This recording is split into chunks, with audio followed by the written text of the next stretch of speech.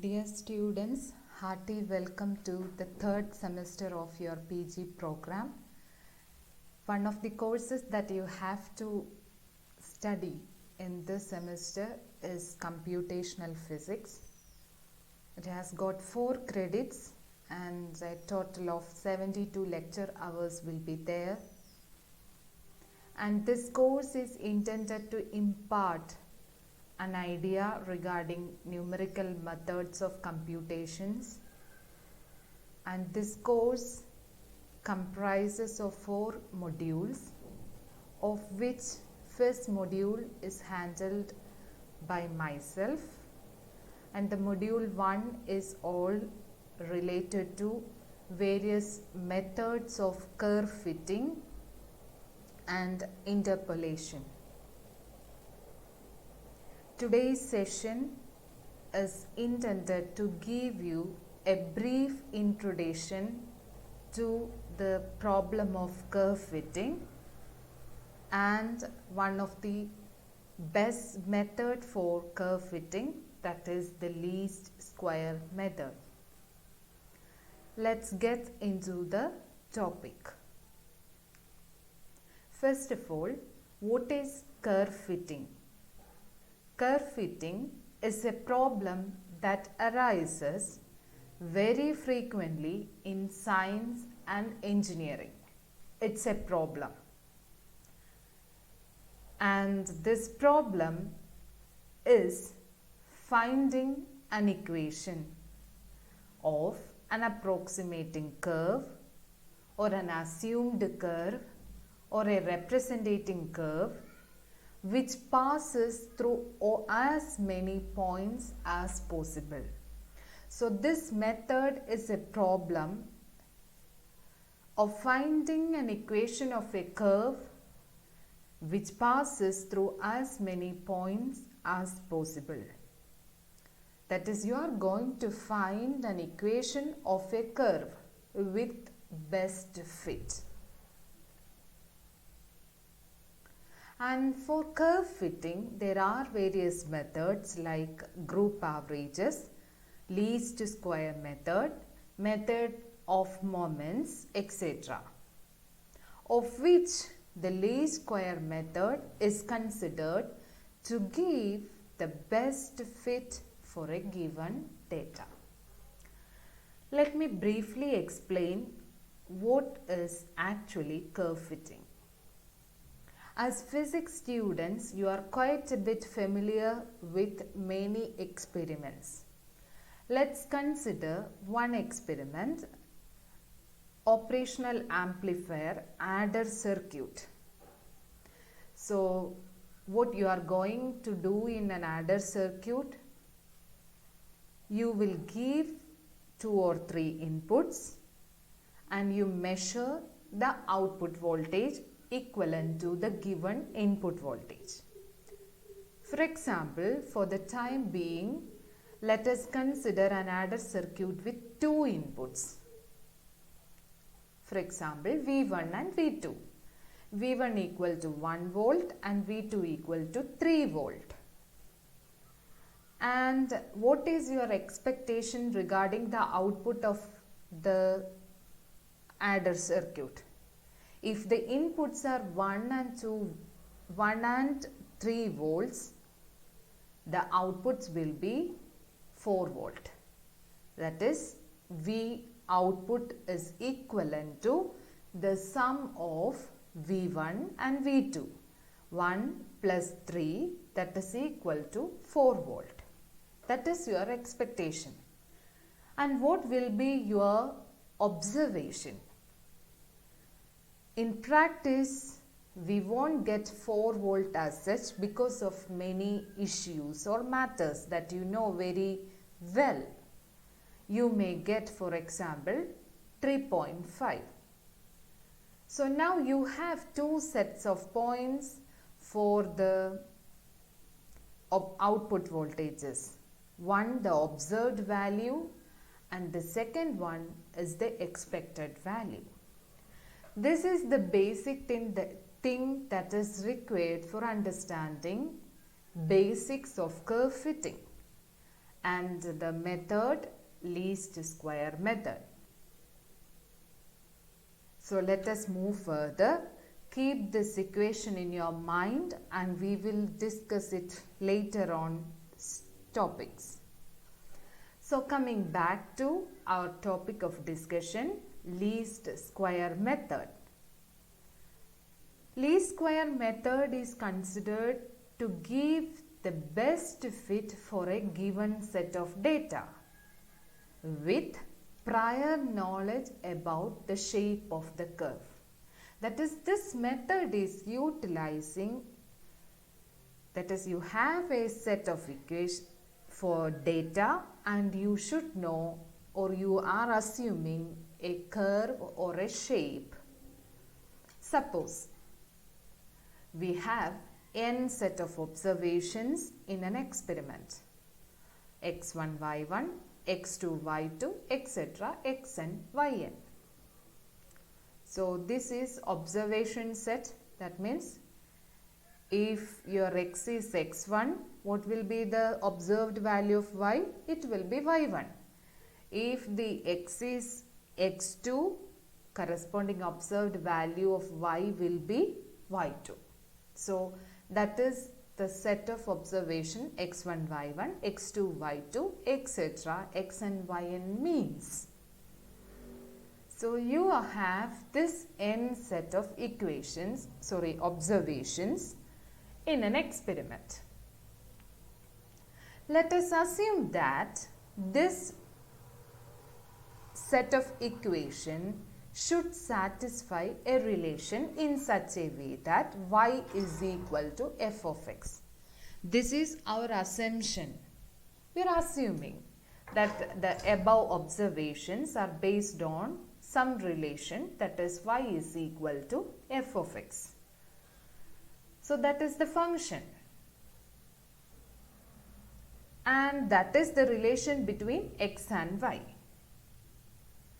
Let's talk about the observed value and expected value. Remember about the adder circuit that we discussed earlier. So when x is equal to x1, observed value of y is equal to y1. And what about the expected value? We are expecting y should be equal to f of x1 because that is the assumed relation, y is equal to f of x. So expected value of y is equal to f of x1. So the earlier discussion about adder circuit, what is the expected value of voltage? 4 volt. What you got? 3.5. So what you got is the observed value and the expected value here it is f of x1. So you can see a difference. One is 4 and the other is 3.5. Here in the theory one is y1 and the other is f of x1. The difference between the expected value and the observed value is defined as the residual. So residual is represented by small letter e. So residual of first observation is E1 is equal to y1 minus f of x1. Similarly, for residual of E2 is equal to expected value of y when x is equal to x2 is f of x2 and the observed value will be y2. So the residual will be E2 equal to y2 minus f of x2. Similarly, what will be En? It is equal to yn minus f of xn. I hope you got this point. First point, we have n set of observations. We assume a relation between this observation and we understand what are their observed value and expected value and the corresponding residual. Let's see further. So what about the sign of residual? You may think, oh, if it is expected value is greater, it will be positive. If expected value is lesser, it will be negative. Residual can be positive or negative. That is the understanding. To give equal importance for plus and minus, positive and negative signs, what will we do? Usually we will take the sum of squares. So it will be giving equal importance to the positive residual as well as to the negative residual. So sum of squares of these residuals is considered as capital E. And what will be? E is equal to E1 square plus E2 square plus etc. plus En square. Substituting the value of E1, E2, etc. En, you will get the equation number 2.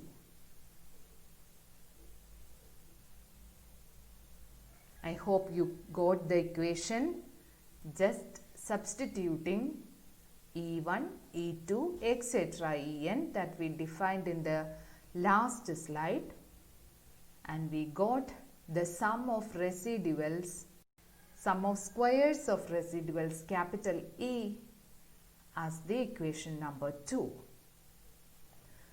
So capital E is a measure how well the curve y equal to f of x fits the given set of observations as a whole.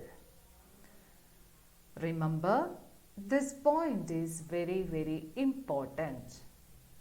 Capital E is a measure of how well the assumed function fit to the observations as a whole. That is, we have observations, we assumed a relation, and this capital E measures how close this assumed curve or function should be closer to the observed value. In between, I have to explain one more thing. You don't worry that earlier I said y is equal to f of x is a function. Now I am telling it as a curve. Dear students, all the functions can be plotted as a curve, or it will have a shape according to that equation. So when I am telling assumed function or assumed curve, both are the same. So coming back, capital E is a measure of how well the curve y equal to f of x fit to the whole observation set. So when E is equal to 0, what it means? All the observation points lie on the assumed curve. Capital E decreases depending on the closeness of observations and assumed curve. During your UG and PG experiments, you will always use this technique to find the observations and expectations and their differences. So as the value of capital E decreases, the closeness of observations and the assumed curve increases. Let's see further. The best assumed curve is to give capital E a minimum value. That is the principle of least squares. I repeat, the best representative curve to a given set of observations where the sum of squares of residuals is minimum. And this concept is known as principle of least squares. That is, we have to assume a curve in such a way that capital E should be minimum. Then only the closeness between observed and expected value will be more. So for this principle of least square or by least square methods, usually we will take representative curves as straight line, parabola, power curves, exponential curves, etc. So the equations of straight line y is equal to mx plus c, parabola y is equal to ax square, exponential curve y is equal to e raised to ax. These all shapes are associated with equations, my dears. So usually these are the equations utilized generally in the least square method.